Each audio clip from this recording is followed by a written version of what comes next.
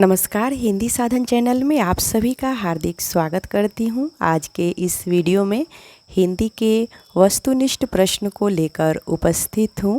ये प्रश्न आपके आने वाले हिंदी के TGT, PGT, net JRF exam के लिए उपयोगी है। इस प्रैक्टिस सेट को पूरा ज़रूर देखें और अपना स्कोर ज़रूर चेक करें। आइए शुरू करते हैं। पहला प्रश्न है, काव्य के 3 प्रमुख हेतु है। ऑप्शन है प्रतिभा, व्युत्पत्ति, अभ्यास। यहाँ कूट में दिया हुआ है केवल 1 और 2, केवल 2, केवल 1, 3 और उपरोक्त सभी। सही उत्तर ऑप्शन डी, उपरोक्त सभी। अगला प्रश्न है, काव्य हेतु है। ऑप्शन है काव्य की उत्पत्ति का कारण, कवि की प्रतिभा, काव्य का अलंकार, काव्य की आत्मा। सही उत्तर ऑप्शन ए। प्रश्न अगला है, कविगण कविता इसलिए नहीं रचते कि वे बुद्धिमान हुआ करते हैं, वे इस कारण कविता रचते हैं कि उनमें एक विशेष प्रकृति अथवा प्रतिभा रहा करती है जिससे उन्हें उत्साह मिलता है। यह कथन किसका है? ऑप्शन है ए मार्क्स, बी प्लेटो, सी सुकरात, डी इनमें से कोई नहीं। सही उत्तर ऑप्शन सी सुकरात। प्रश्न अगला है, हेतु और प्रयोजन में प्रमुख अंतर है। अभी यहाँ पर आपको कुछ प्रश्न जो देखने को मिल रहा है वो काव्य शास्त्र से लिया हुआ प्रश्न है। आगे आपको व्याकरण से और आचार्य से संबंधित भी कुछ प्रश्न होंगे, जन्मकाल से कवियों के भी कुछ प्रश्न होंगे। तो आइए इसका ऑप्शन देख लेते हैं।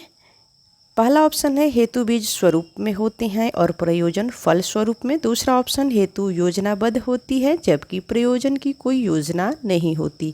ऑप्शन तीसरा है कि हेतु काव्य के लिए होती है जबकि प्रयोजन संगीत के लिए। ऑप्शन चौथा है हेतु निष्काम होती है जबकि प्रयोजन का उद्देश्य आर्थिक होता है। सही उत्तर ऑप्शन ए। प्रश्न अगला है, काव्य प्रयोजन का अर्थ है। ऑप्शन है काव्य का उद्देश्य, काव्य रचना का विषय, काव्य का आधार, काव्य की आत्मा। सही उत्तर ऑप्शन ए, काव्य का उद्देश्य। अगला प्रश्न है, काव्य प्रयोजन का उद्देश्य है। ऑप्शन है भौतिक सुखों की प्रधानता, प्रसिद्धि प्राप्त करना, जन कल्याण करना, आध्यात्मिकता। यहाँ कूट में सही उत्तर हो जाएगा ऑप्शन ए, 1 और 4। प्रश्न अगला है, पाश्चात्य विद्वानों के अनुसार काव्य के प्रयोजन निम्नलिखित में से कौन है? ऑप्शन है काव्य कला के लिए होता है। दूसरा ऑप्शन काव्य जीवन से पलायन के लिए होता है। ऑप्शन तीसरा काव्य मनोरंजन के लिए होता है। कूट में सही उत्तर दिया हुआ है ऑप्शन डी, उपरोक्त सभी। प्रश्न अगला है जो कि व्याकरण से संबंधित है। रस से संबंधित कौन सा कथन सत्य है? ऑप्शन ए, रस का अर्थ है सरसता। ऑप्शन बी, रस का सार चिदानंद प्रकाश की उपलब्धि है। ऑप्शन तीसरा है भौतिक रस के विपरीत काव्य रस का आनंद निरंतर दीर्घकालीन होता है।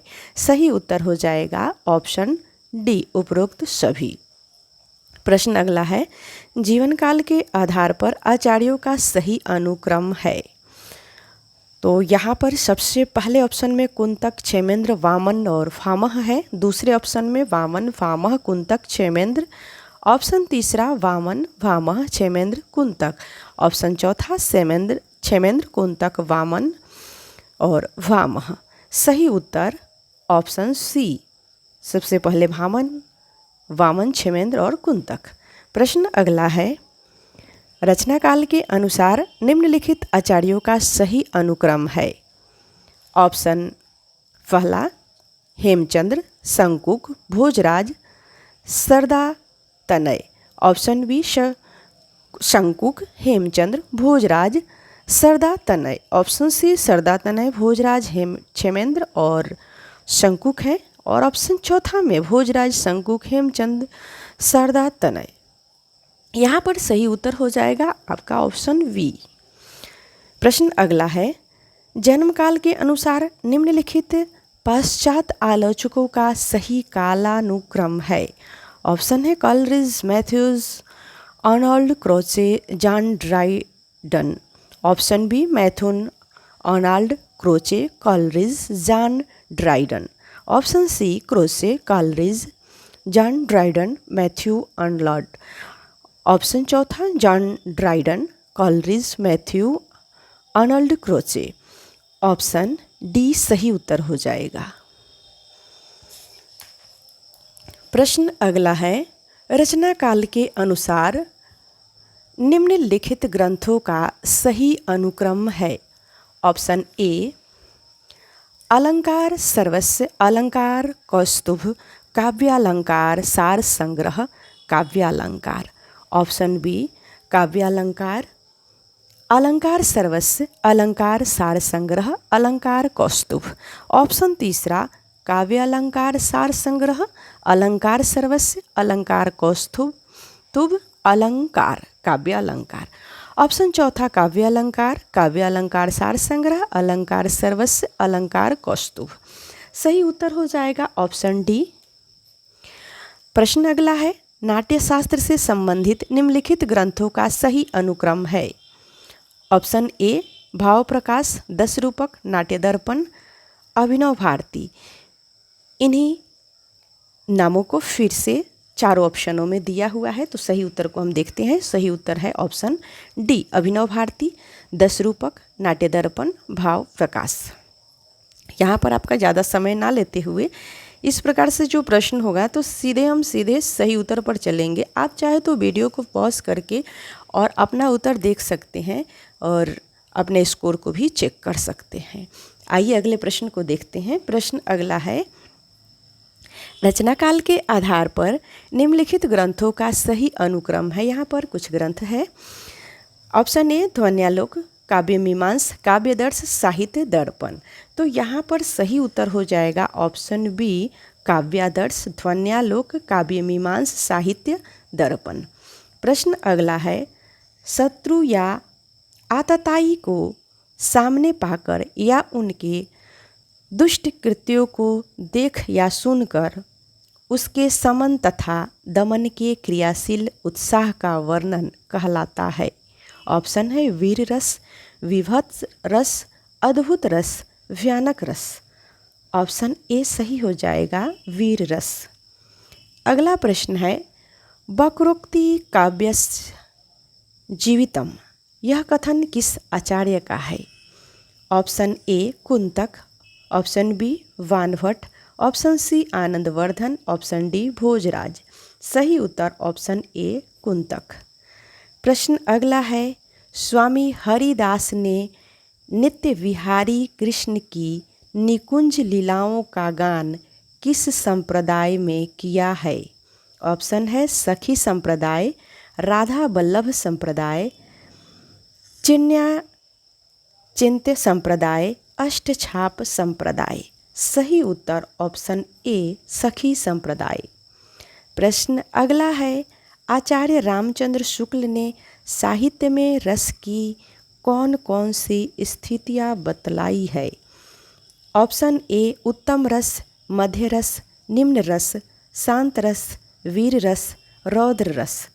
ऑप्शन सी करुण रस, हास्य रस, श्रृंगार रस। ऑप्शन डी भक्ति रस, शांत रस, वात्सल्य रस। सही उत्तर ऑप्शन ए। प्रश्न अगला है, अरस्तु के विरेचन सिद्धांत से संबंधित त्रासदी किसी गंभीर, स्वतः पूर्ण तथा निश्चित आयाम से युक्त मुक्त कार्य की अनुकृति का नाम है, जिसमें करुण रस तथा त्रास के उद्वेग के द्वारा इन मनोविकारों का उचित विरेचन किया जाता है। यह कथन किस साहित्यकार का है? ऑप्शन है doctor Nagendra, Ramchandra Shukla, Hazari Prasad Dwivedi, Karl Marx. Option A सही हो जाएगा डॉक्टर नागेंद्र। प्रश्न अगला है, जब मुख्यार्थ या वचार्थ ग्रहण करने में बाधा उपस्थित हो तब अन्यार्थ ग्रहण करने में सहायक शब्द शक्ति क्या कहलाती है? ऑप्शन है लक्षणा शब्द शक्ति, व्यंजना शब्द शक्ति, अभिधा, प्रसाद गुण। सही उत्तर ऑप्शन ए, लक्षणा शब्द शक्ति।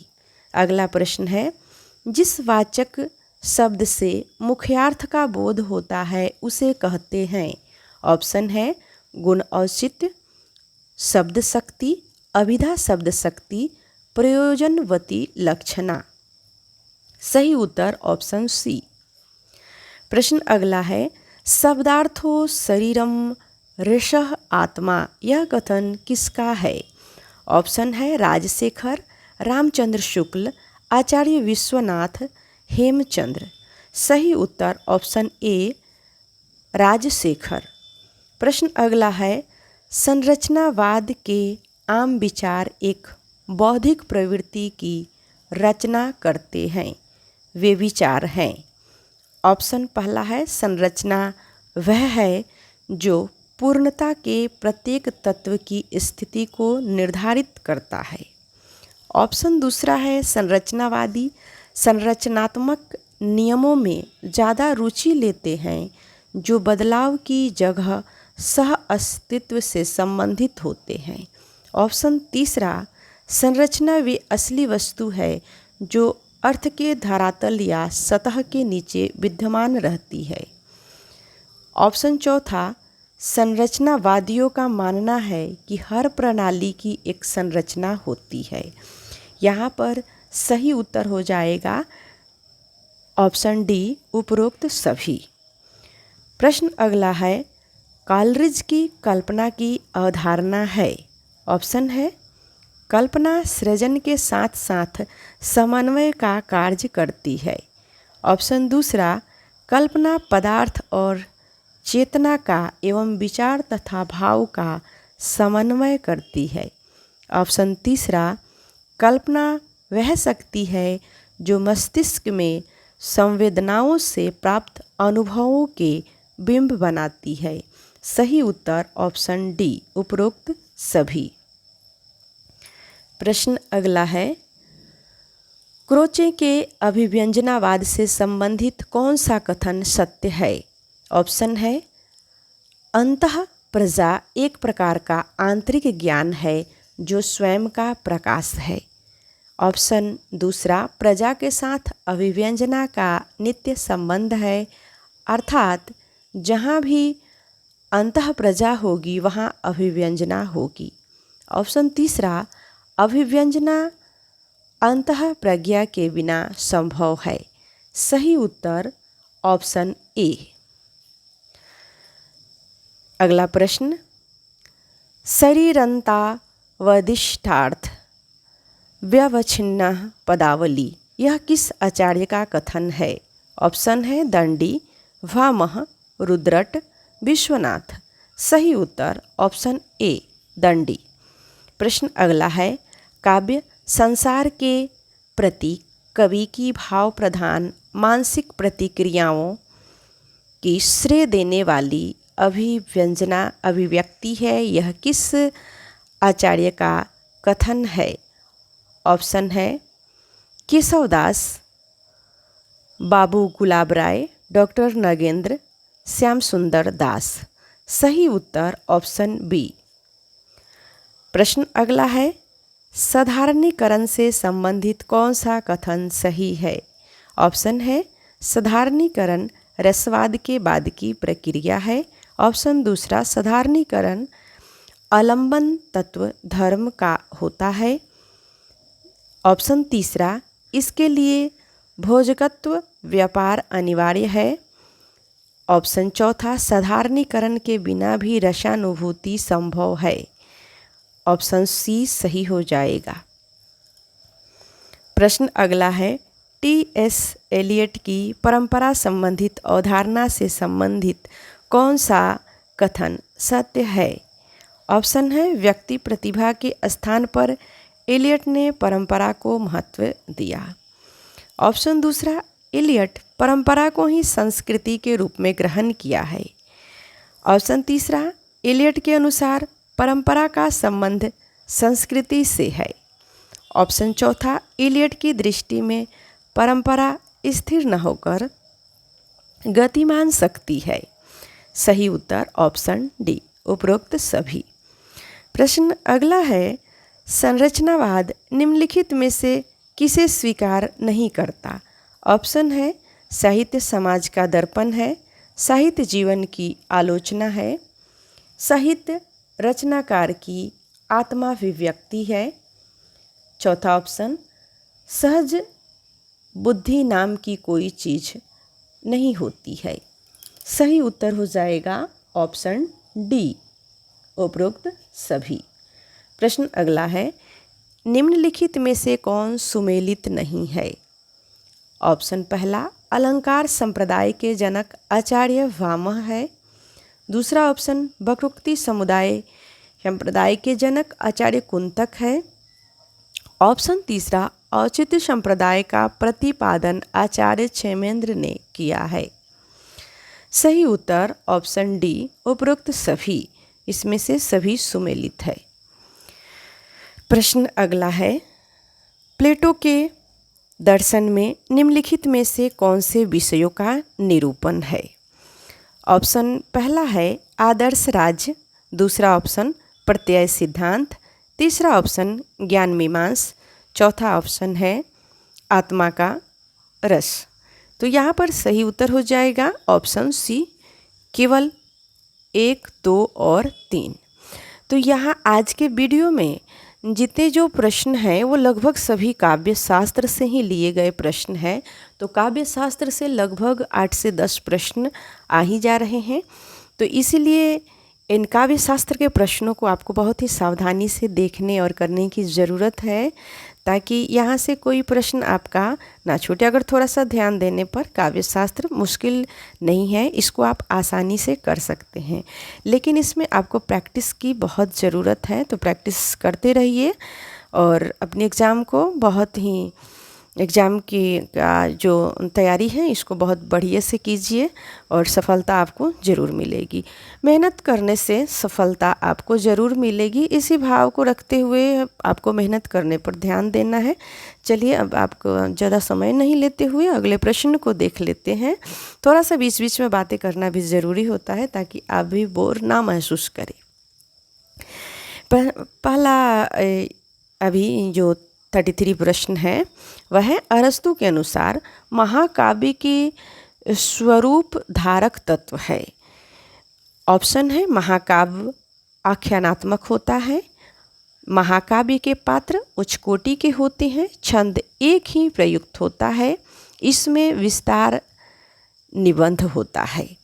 तो यहाँ सही उत्तर हो जाएगा आपका कूट के द्वारा उत्तर दिया हुआ है, उपरोक्त सभी। प्रश्न अगला है, निम्नलिखित में से कौन काव्य भाषा के संबंध में वर्ड्सवर्थ की मान्यताएं हैं? ऑप्शन पहला, काव्य की भाषा शहरी होनी चाहिए। ऑप्शन दूसरा, गद्य और काव्य की भाषा में कोई तात्विक भेद नहीं है। ऑप्शन तीसरा है, प्राचीन कवियों का भावोद्बोध जितना सहज था उनकी भाषा उतनी ही सरल थी। तो इसका सही उत्तर हो जाएगा ऑप्शन सी।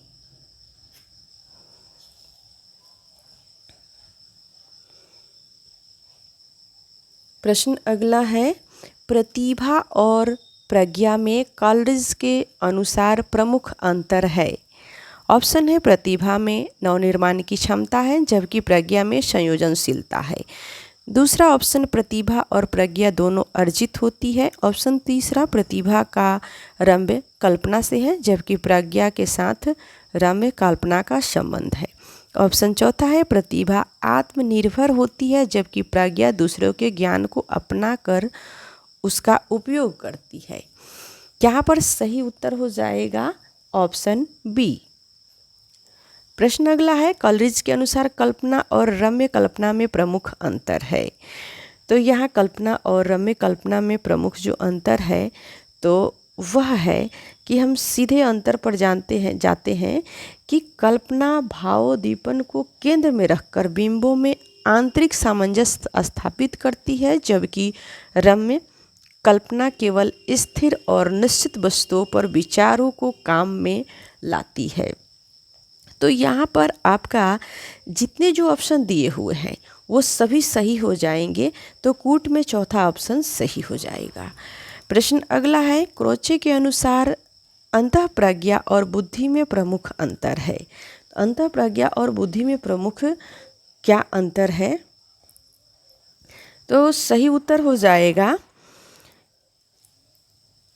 अंतर्प्रज्ञा का कार्य जो कि इंद्रियातीत ज्ञान का प्रकाश उत्पन्न करता है, जबकि बुद्धि का कार्य भ्रम का निराकरण करता है।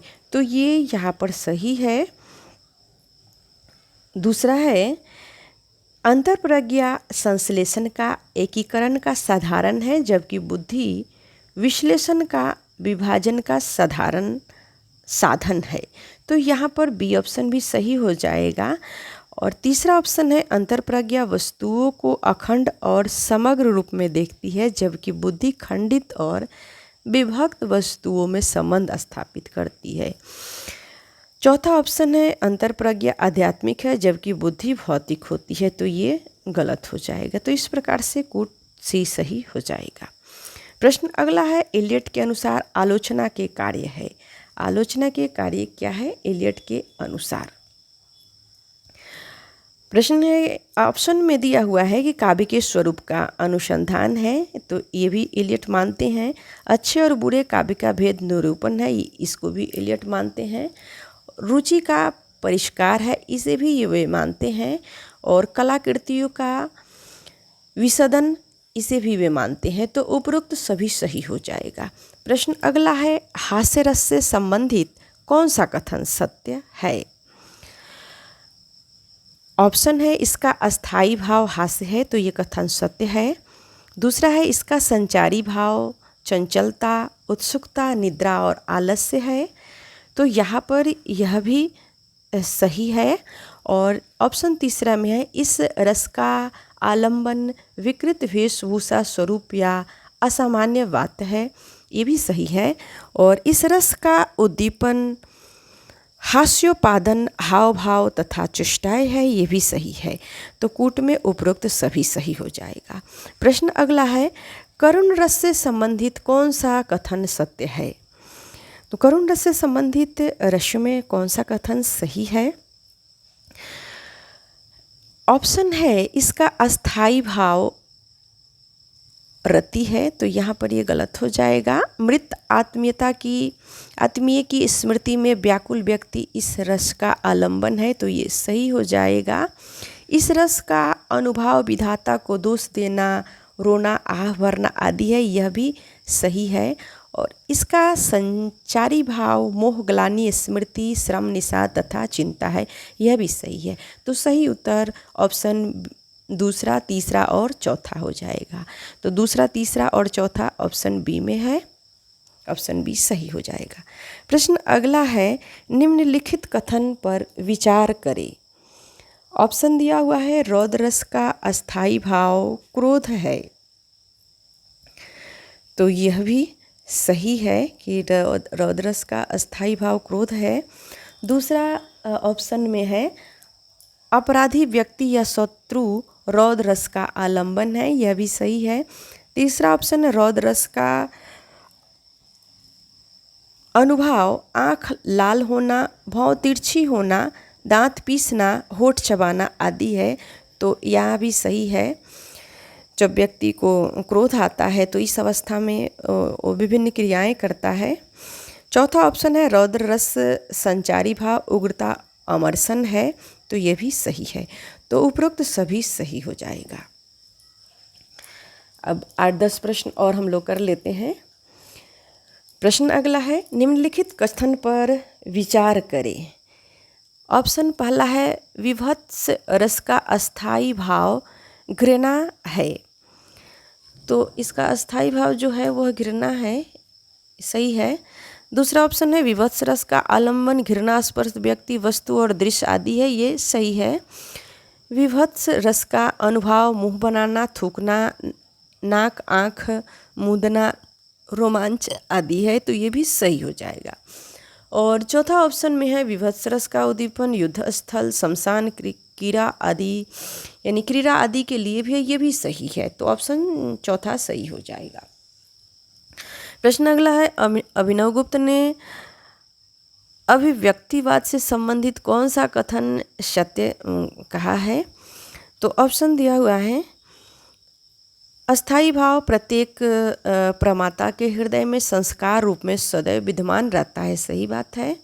दूसरा है, विभाव अनुभव एवं व्यभिचारी वास्तव में अस्थाई भाव की अभिव्यंजना करते हैं जिसमें अभिव्यक्ति प्रक्रिया संपन्न होती है, यहाँ पर यह भी सही है। तीसरा ऑप्शन है कि रस उत्पन्न नहीं होता अपितु अभिव्यक्त होता है और रत्यवादी अस्थाई भावों की अभिव्यक्ति ही रसोपभोग है, तो यह भी सही है। और ऑप्शन चौथा है, रसानुभूति राग द्वेष रहित आनंदानुभूति है, यही साधारणीकरण का चरम उपलब्धि है, यह भी सही है। तो ऑप्शन डी सही हो जाएगा। प्रश्न अगला है, भ्रम और संदेह में प्रमुख अंतर से संबंधित कौन सा कथन सत्य है? ऑप्शन है, भ्रम का अर्थ है कुछ का कुछ समझ लेना और संदेह का मतलब है संशय यानी किसी स्थिति पर पहुंचने का उहापोह, तो ये तो सही जान पड़ता है। दूसरा है, भ्रम में अनिश्चितता की स्थिति नहीं होती जबकि संदेह में अनिश्चित की स्थिति होती है, यहाँ पर यह भी सही है। ऑप्शन तीसरा है कि संदेह की स्थिति अंत तक बनी रहती है जबकि भ्रम की स्थिति की एक सीमा होती है, तो यह भी सही है। तो सही उत्तर हो जाएगा कूट डी। प्रश्न अगला है, काव्य गुण से संबंधित कौन सा कथन सुमेलित है? ऑप्शन ए, ओज गुण अर्थ की पौढ़ता है, ये सही है। ओज गुण में अर्थ की पौढ़ता देखने को मिलती है। दूसरा है, प्रसाद गुण, इसमें अर्थ की विमलता, ये भी सही है। तीसरा है, श्लेष गुण अनेक क्रिया व्यापार या प्रसिद्ध वर्णन शैली है, यह भी सही है। और चौथा में है कि समाधि यानी आरोह अवरोह का क्रम है, यह भी सही है। तो यहाँ पर कूट में उपरोक्त सभी सही हो जाएगा। प्रश्न अगला है, निम्नलिखित में से कौन सा कथन सत्य है? ऑप्शन है, किसी काव्य के नाट्य में जिनके कारण भाव जागृत होते हैं उन्हें आलंबन विभाव कहते हैं। दूसरा ऑप्शन है, जिन्हें देखने पर आश्रय के मन में अस्थाई भाव उद्दीप्त होते हैं उन्हें उद्दीपन विभाव कहते हैं। ऑप्शन तीसरा है, आश्रय की चेष्टाओं को पुष्ट करने वाले भाव अनुभव कहलाते हैं। ऑप्शन चौथा है, विभाव अनुभव और व्यभिचारी भाव के संयोग से रस की निष्पत्ति होती है, तो यहाँ उपरोक्त सभी हो जाएगा, ये सभी सही है। प्रश्न अगला है, साधारणीकरण का अभिप्राय यह है कि पाठक या श्रोता के मन में जो व्यक्ति विशेष या वस्तु विशेष आती है वह जैसे काव्य में वर्णित आश्रय के भाव का आलंबन होती है, वैसे ही सब सहृदय पाठकों या श्रोताओं के भाव का आलंबन हो जाता है। यह कथन किस साहित्यकार का है? ऑप्शन में है, आचार्य रामचंद्र शुक्ल, महावीर प्रसाद द्विवेदी, प्रेमचंद्र, नलिन बिलोचन शर्मा। सही उत्तर हो जाएगा ऑप्शन ए, आचार्य रामचंद्र शुक्ल जी का यह कथन है। अगला प्रश्न है, वक्रोक्ति संप्रदाय से संबंधित कौन सा कथन सत्य है? ऑप्शन है, वक्रोक्ति संप्रदाय के प्रवर्तक आचार्य कुंतक है, यह सही है। दूसरा ऑप्शन है, किसी बात को सीधे ढंग से न कहकर चमत्कारिक रूप से कहना वक्रोक्ति है, सही है। ऑप्शन तीसरा है, आचार्य कुंतक ने वक्रोक्ति के 6 भेद किए हैं, यह भी सही है। ऑप्शन चौथा है, वक्रोक्ति संप्रदाय ध्वनि और बिंब संप्रदाय का संयोजन है, तो यहाँ पर ये गलत हो जाएगा। तो इस प्रकार से 1, 2 और 3 कूट 1 में है, सही हो जाएगा। प्रश्न अगला है, निम्नलिखित में से कौन सा कथन सत्य है? ऑप्शन है, साहित्य में औचित्य से तात्पर्य है काव्यांगों की उचित योजना। दूसरा ऑप्शन है, आचार्य क्षेमेंद्र औचित्य सिद्धांत के प्रणेता है।